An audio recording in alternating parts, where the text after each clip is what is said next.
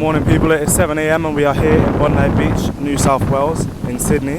This is one of the most popular tourist destinations for people in Sydney and the whole of Australia. This is known for its fantastic waves, its sunny weather and its beautiful sandy beaches. But these beaches weren't always known for just being a fantastic surf destination. In 1770, a British man, Lieutenant James Cook, charted the whole of eastern Australia, finding different destinations that were very unique and different to what he was used to in the UK. He loved the eastern side of Sydney, that he arrived at a place called Bondi Bay and decided to claim it for his own. But it wasn't until 18 years later that the first British ships arrived in the eastern part of Australia. The British people arrived in 1788 on January 26th, now knowing exactly what Australia was like, and they wanted to claim it for their own. They arrived in the hundreds and tried to establish a penal colony here in Australia. Over the next century, Australia as a whole saw a huge change in its country. Europeans came and they kicked native people out. They brought their violent cultures, their different foods, their different types of people, and they disrupted farmlands here in Australia.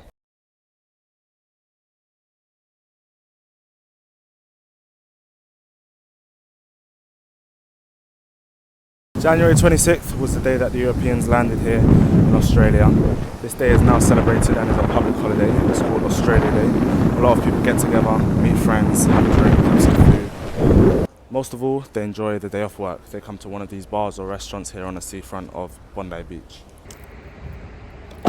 So now we've left Bondi Beach. We're now on our way to a place called the Blue Mountains, which is just about an hour 20 minutes away from Bondi Beach. But first, we've stopped off at this little business park, found a little cafe, gonna have some food, get some breakfast, have a little chat, have a little chin wag. So this is the breakfast: waffle, ice cream, rugby combo, apple, grilled chicken wrap, latte, Rio's unfinished croissant, and English breakfast tea. So I'm on to my second breakfast. I've got 2 pieces of toast with scrambled eggs, just because I need to fuel up for this trip we have today. So we are now in the Blue Mountains. We're going to explore a little bit of this, hopefully come across some cool stuff. We're now at the top, so you start at the top and you kind of walk down, hike down. You can't see much right now, but when we get into more open space, you'll be able to see right inside of the valley. A lot of people come here. It's about an hour from Bondi, about an hour 30 from Bondi, which is where we were before. So there's a lot of tourists here. It's quite a popular destination. It's got a train that comes up at the side of the mountain, which some people say is the steepest train in the world. I'm not too sure how true that is, but that's what people say. So these mountains are also known for having 3 similar mountains called the 3 Sisters. Apparently there's supposed to be 7 and they're supposed to be called the 7 Sisters, but we've only seen 3 today. I remember doing these guys, but we didn't. So this mountainous region, the Blue Mountains, actually used to be fully submerged in water about 470 million years ago during the Permian period. All these valleys were filled with water, and then during the biggest extinction in the planet's history, the water started to turn into rivers and lakes and create these valleys that are now known as the Blue Mountains.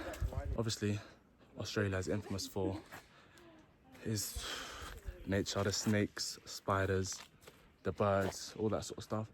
I haven't seen any snakes or spiders just yet whilst I've been here, but you'd be dumb to think that there aren't any here.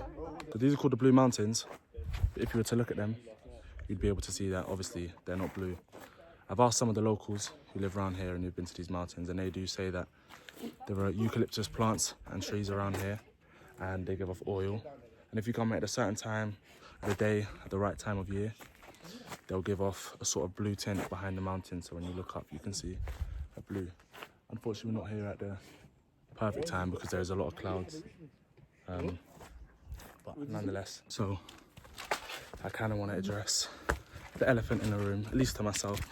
I'm not sure who else watching or give a toss, but if you guys were to look at my videos on YouTube, and you were to look at my last video compared to the video before that, you would see that there was a very long gap between them. It's probably about 7 months, 6 months. And that time I didn't record any videos, I didn't post any videos, I didn't really do anything on my channel. This was kind of because I wasn't doing much. I was just kind of working. I was at the bar, I was working full time, so I didn't really have much to post. I didn't have much really going on since that little ski trip. But whilst I'm here, and obviously when I go back, I have a few more bits planned, which I want to record, and I want to be a bit more consistent with this. It says we're closing in on the end of the path. Hopefully I can carry on, because I don't want to end at this. I want to go a bit further.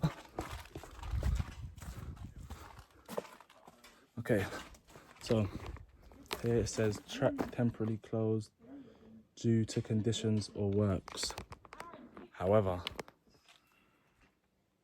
it looks like we can just go through.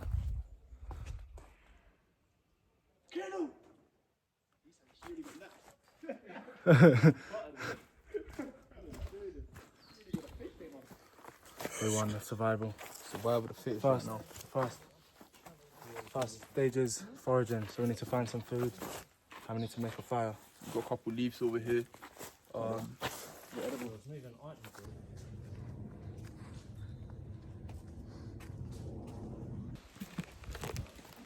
So we're much deeper into the forest now. As you can see, we're surrounded by trees. It's raining as well. You can hear birds everywhere. The rocks are huge here. Huge rocks, huge trees.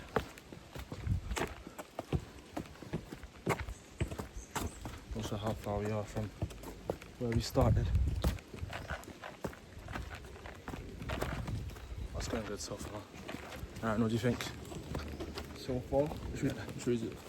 Should I hold it? Yeah. So far, obviously, a lot of greenery, but definitely feels like we're in the Amazon rainforest or something. Yeah, dense. Like, look how high these are. No, you ain't. Definitely ain't seen these in London, but yeah, so far so good. We ain't bumped into any creepy crawlies, no big spiders or anything, but yeah, we'll see down the line. Hey, sure. Bring us away. No, chill. Okay.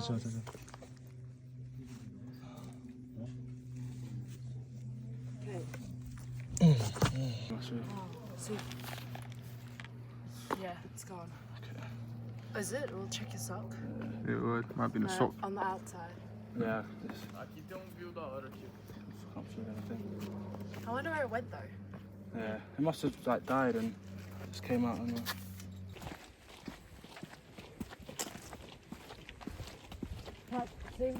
got caught pretty good. Quite a Right in nice. inches. There's like a Once on my foot, twice on my foot, and then on the back of my leg as well. But I didn't even notice them until it was too late. Yeah. They do food. What? On Bondi? Oh, that's the cockatoo. Look at it. That's what he looks like. The baddie in Rio. Yeah, he's the baddie, the ugly one.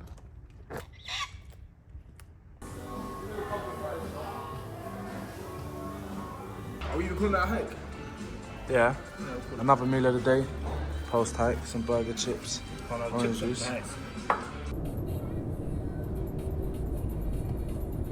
A new destination. We're in a village called Bundina in the Royal National Park. The word Bundina is actually an Aboriginal word meaning noise of thunder. They gave this word to this little village because of the sound of the waves crashing against the shore. It sounded like a thunderstorm apparently. It's quite hot here, it's about 27, 28 degrees. Explorers first came to Bundina in 1796. However, they decided that it wasn't a suitable place for a settlement, probably because of the humongous amounts of trees and wildlife and the super hot weather. However, in 1815, criminals were found in these shores producing sly grog or alcohol and storing it amongst the caves that were on the seafront. So that kind of proved to them that this place was an okay place for a settlement. And since then, people have come and lived here and come to travel. There's only about 2,000 people who live here in Bondi, but a lot of people come to explore these national parks. A lot of people come to the beach. Let me see if I can put it high for you lot to see. My t-shirt might get a bit of a tan, but look at the views right now. Look at that. If you can see just over there, It's a little bit windy, so hopefully you guys can hear me speaking well, but there's a lot of tourists here on this path. I think it's because of the time we came. But I try to kind of not film around them as much, just in case there's people who don't like to be filmed, but if they have a problem, they can always say. Let me turn around so you can see a little bit more. So we're right on the coast. You can see those cliffs over there. Right on the coast of Eastern Australia. The deeper we get into these trips, the more I wish we brought a snack or two. Really do with a little ham and cheese sandwich. I could destroy one now. I could destroy chicken nuggets. Or to keep it simple and have a ice cream. Hans, what you reckon we could find ice cream here? Ice cream? Yeah, the ice cream truck. No. No ice cream truck. This thing will overheat. My mum said it would. Ice cream melt with that soup. Remember that thing, Angel Delight? That little powder thing.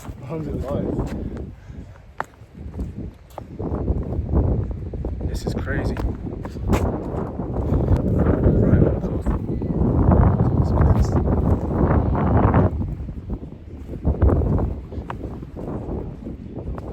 I feel like an explorer now.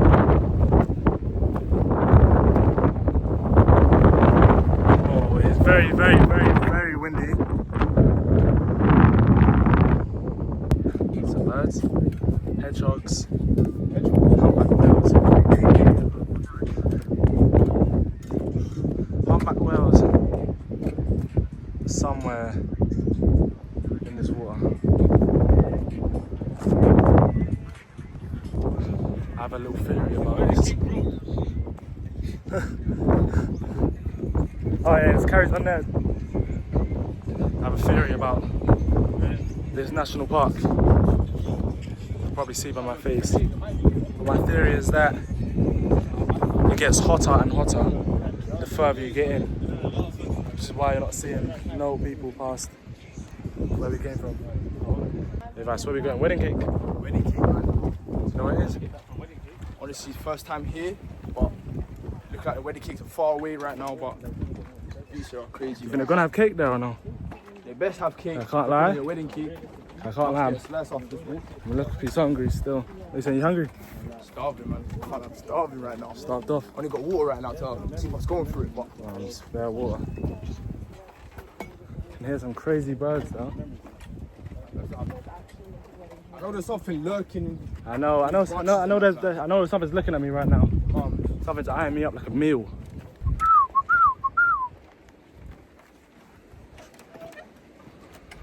Crossing the bridge of life.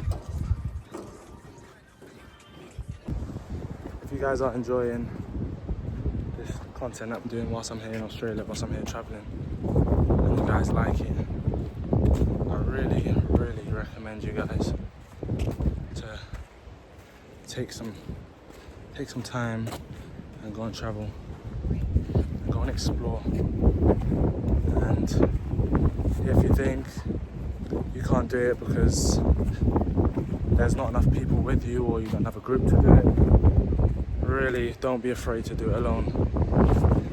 There's a time in life where you have to accept that sometimes you're going to be alone through things, and if you can't do things alone, you can't do it at all, you know. So if you guys like this traveling, I really recommend you guys to take some time, travel, do it yourself, go and see what you want to see, and always, always, always I'll say to document it.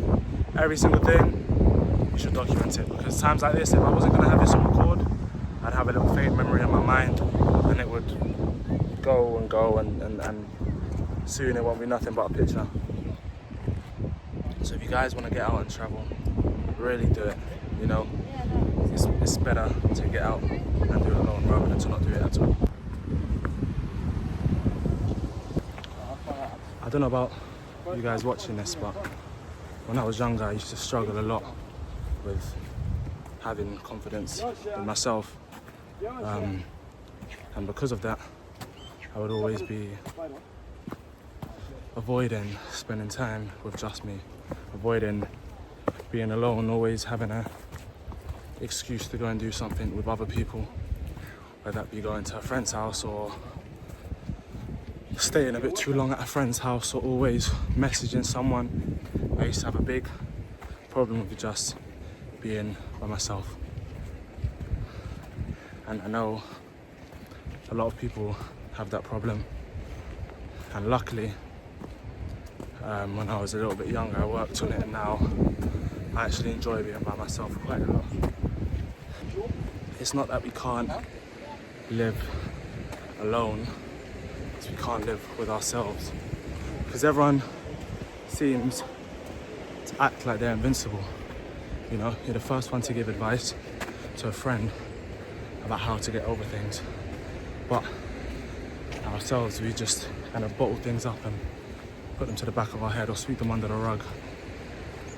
I think you should really, really get to know yourself behind closed doors, away from friends and social media, and really address those problems you might have.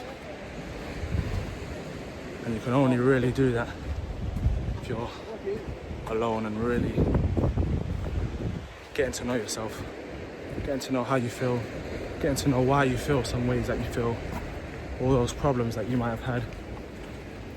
Always sort of thinking of, hey man, people I speak to, when you mention, oh, like what's your plans for this year, what do you want to do? A lot of people say they might want to travel, but they have no one to do it with. Thank you guys. They want to get out, they want to do things that they enjoy doing, but they have no one to do it with. Which to me is a thank you. Thank you. Hear that? To me that's a stupid answer. If you don't have your back, how could you expect someone else to? Get out there, learn how to be comfortable in your own skin. Because at the end of the day, you came into this world alone. And not to get too sinister on this nature walk, but you're gonna die alone, man. So you gotta have your own back. Stick with yourself through all the troubles, man, because it's just you, man. We're here exploring. So we made it here to the edge. Some strong winds here, so I don't know how long I'm gonna stay here. We still have a ways to go to get to the Wedding Cake Rock. But honestly, the scenes here are insane. Hats off to be fair to Australia. Oh my, don't never take that hat off again. But hats off to Australia. Hats off to God, because I mean he done his thing with this. This is crazy, man. This is crazy. This is like rocks, man. Just a lot of them. Yeah. Hey, life, man. Life, man. Life is beautiful, man. Life is beautiful, man. You just gotta go and live it.